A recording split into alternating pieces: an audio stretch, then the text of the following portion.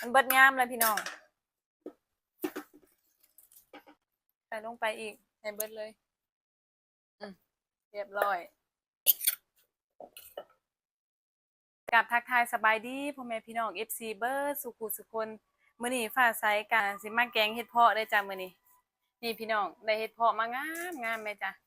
อันนี้อ้ายเพิ่นให้มาจ้ะเพิ่นเมื่อบ้านเพิ่นก็เลยให้มาเบิ่งพี่น้องงามงามเห็ดเพาะอันนี้แช่ใส่ตู้เย็นไว้จ้ะแช่ใส่ช่องฟรีซไว้ก็เลยยังอยู่ได้ดนหั้นนะอันนี้น้ำยานางเขาซื้อเป็นถุงเลยจ้ะมื้อนี้อันนี้ซื้อเป็นถุงมาสิเอามากอยใส่กับข้าวเบื่อบ่ได้เฮ็ดคลิปหยังลงเลยพี่น้องเอ้ย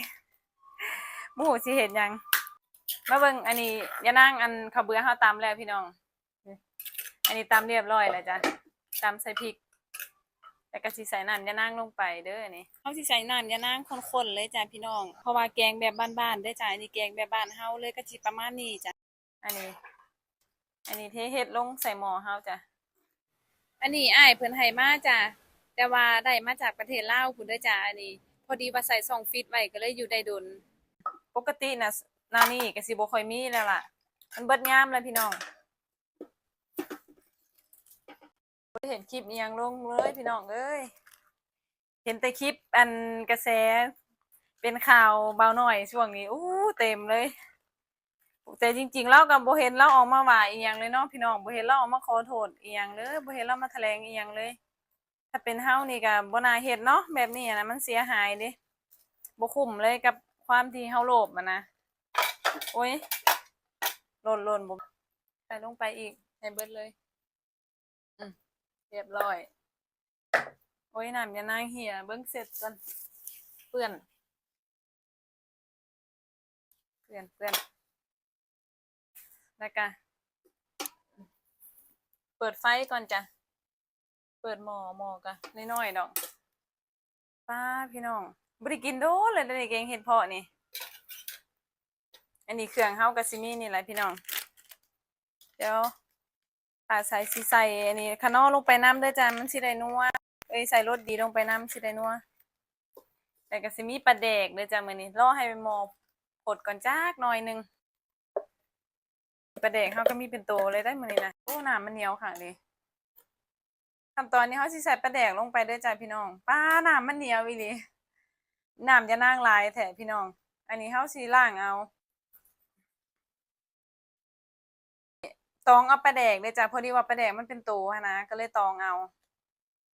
แต่เสียดายพี่น้องถ้าใส่แต่น้ำมันก็ได้แต่ว่าตัวที่มันเป็นโตเฮาก็ตองเอาอย่ามันมีก้างเนาะเลยต้องตองอันนี้ตองปลาแดกเด้อจ้ะตองปลาแดกใส่ก้างมันเฮาสิบ่เอาจ้ะน้ำเข้มข้นแห้งนี่เบิ่งดูโอ้ยรวยอยู่พี่น้องเอ้ยอันนี้ก็เครื่องก็บ่มีหยังหลายพี่น้องอันนี้มีผักติ๋วอ่อนเพราะว่ามันสิตัดกันเนาะเฮาใส่ส้มนะมันสิได้แซ่บแล้วก็มีผักอีตูจ้ะผักนางตูเนาะเว้าแบบสุภาพ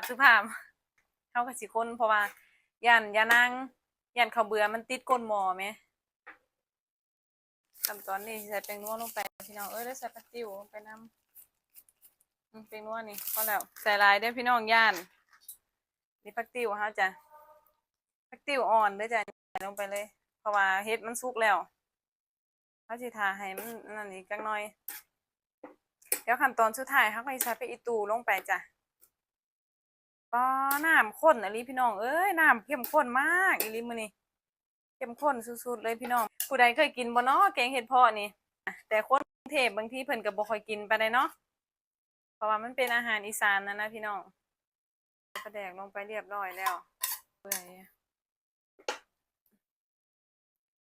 เก็บอันนี้ก่อนเปื้อน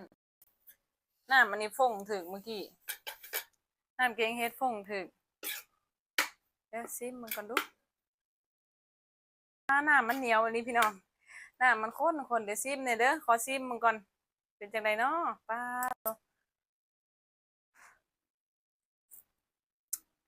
นัวเด้แซ่บโอ้นัวอีดีเบิ่งพี่น้องเหนียวตุ้ยๆเลยอืมเรียบร้อยเลยเด้อพี่น้องอันนี้ขั้นตอนสุดท้ายเฮาใส่ผักอีตูลงไปเลยจ้ะใส่ผักนางตูลงไปเลยจ้าอันนี้ป้าพี่น้องเบิ่งน้ำข้นเด้อพี่น้องเอ้ยเหมือนเบิ่งแกงเฮ็ดเฮา ปาดแกงเฮ็ดเฮาข้นอะลิขั้นตอนนี้ก็แล้วเรียบร้อยแล้วจ้าเฮาตักเลยจ้าตอนนี้มาเบิ่งน้ำกันพี่น้องหน้าตาเป็นตาแซ่บเป็นตาแซ่บจ้ะพี่น้องเหนียวข้นๆเลยจ้ะอันนี้ฟ้าใสแกงแบบบ้านเฮาเลยจ้ะแกงแบบเหนียวๆเลยจ้ะแต่ว่าถ้าแกงแบบมากรุงเทพก็สิแกงแบบน้ำใสๆเนาะจ้ะอันนี้แกงแบบบ้านเฮาหน้าตาก็สิประมาณนี้โอ้ยหล่นไปน้ำเม็ดหนึงพี่น้อง ตอนนี้สิฟ้าวไปกินเลยจ้ะเพราะว่าเอื้อยน้องเพิ่นกำลังรอกินข้าวอยู่เพิ่นสิว่าโอ๊ยไปไสคือดนแท้ว่าซั่นถ่ายดนโพดเพิ่นว่าจังซั่นสำหรับผู้ใดที่รับชมมาจนถึงตอนนี้ฟ้าใสก็อยากขอขอบคุณหลายๆเด้อจ้าที่คอยติดตามรับชมรับฟังเป็นกำลังใจให้ฟ้าใสตลอดถ้าสนับสนุนฟ้าใสก็อย่ากดข้ามโฆษณาเด้อจ้าพี่น้องเพื่อเป็นกำลังใจให้ฟ้าใสจ้าคลิปนี้ก็ขอตัวลาไปก่อนพบกันใหม่คลิปต่อไปเด้อจ้าพี่น้องขอบพระคุณจ้าบ๊ายบายสบายดีจ้า